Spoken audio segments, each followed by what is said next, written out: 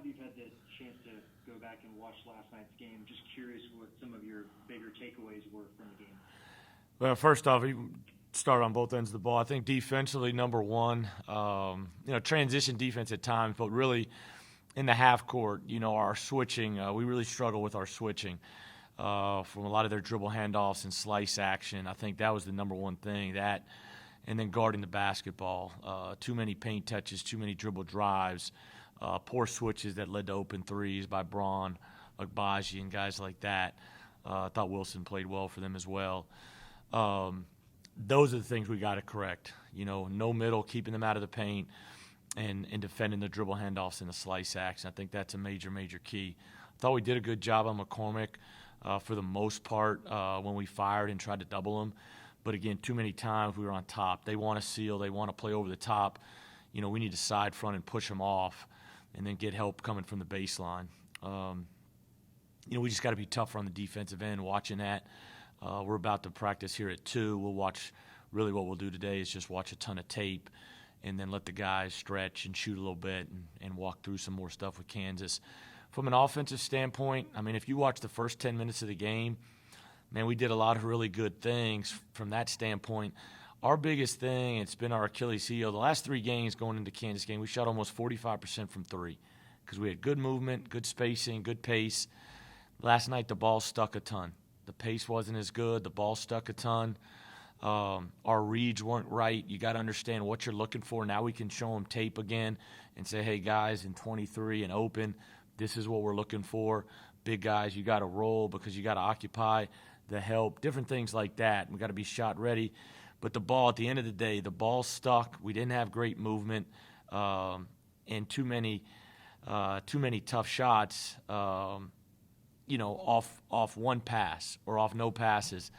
But on the other end, we had about, out of our 20 missed threes, I bet 12 maybe at least were wide open good looks that, you got to make. Big key to the game, I thought, was, and we went too early at the last play of the first half, but we miss a wide open 3 to cut it to 6, and then they come down and make a 3, and that's a 6-point swing to where you could have gone to the locker room down 6. But we'll watch tape here in a little bit, and we'll be a lot better and ready to go tomorrow here too.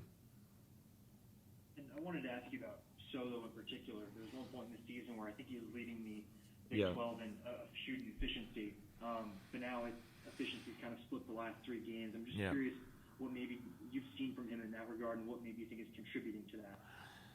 Well, a little bit. I don't know, fatigue coming back from COVID at times. Maybe it could be fatigue a little bit and just the rust of not practicing for a couple weeks. I think he's missed a lot of opportunities around the rim that he usually does make. And then the last part of it, I think he's just getting winded a little bit and then giving up his position and starting to settle for 15, 17 feet and playing from there to where he's a lot better, playing around 5 feet and getting to his, right, whether it's right hand, left hand hook. There's probably a couple factors into that, but we need to keep getting the ball. We need a paint presence. We need to get the ball inside. Obviously, 2 weeks ago, he was, like you said, we talked about it as coaches, he was leading the league in field goal percentage. So obviously he's capable. McCormick and Samuel and Kuwat at Oklahoma, those guys have great length and size. And so you got to think about that being a factor a little bit as well. And then West Virginia Culver, is more physical. Gabe and Culver more just physicality. But those other teams have great length. All right, we'll move to Matt Bellinson of the Iowa State Daily. Matt, go ahead. Steve, does the unusual 48-hour turnaround give you that confidence that you expect the guys to perform so much better, given the fact that the emotions and the memories of Thursday are still pretty raw, and you guys are going to turn around and play them immediately? Yeah, I think it's perfect.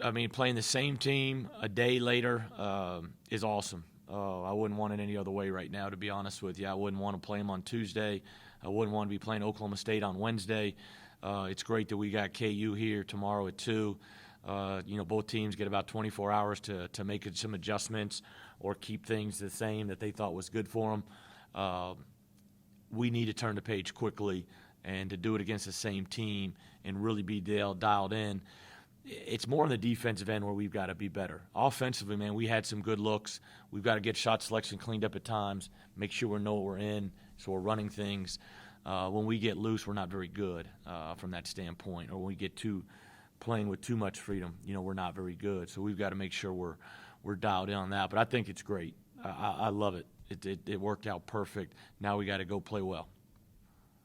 Do you get a sense from your guys right now that they are ready to get right back out there and play them immediately? Yeah, I would hope so. I've only seen, I watched tape with Ra earlier before I came over here, so I haven't seen him this morning yet. So, we'll watch tape together. Then we'll shoot a little bit on the court. I'll watch some tape individually with guys on the side, what guys are shooting, and spend some time with them. I would think by the tone of the locker room last night, they're ready to go. I mean, you got to be. I mean, you can't get beat like that against an arch rival, a team that you've had great games with over the years, and not be ready to go tomorrow. ABC, 2 o'clock. I mean, it's what you want to be a part of. All right, we'll move to Randy Peterson. Randy, go ahead.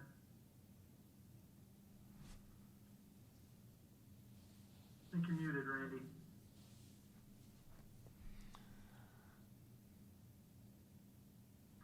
All right, sorry, I'm new at this. Are you guys going to have to travel earlier to Oklahoma State than normal because of the whatever snowstorm of the century going on over there? Do you know any of that yet? I do not. I do not know that yet. I think we're aware of the weather situation up there. I talked to Coach Boynton a couple times over the last couple days, and so we're aware. And I'm not sure, to be honest, anything about how that's going to progress.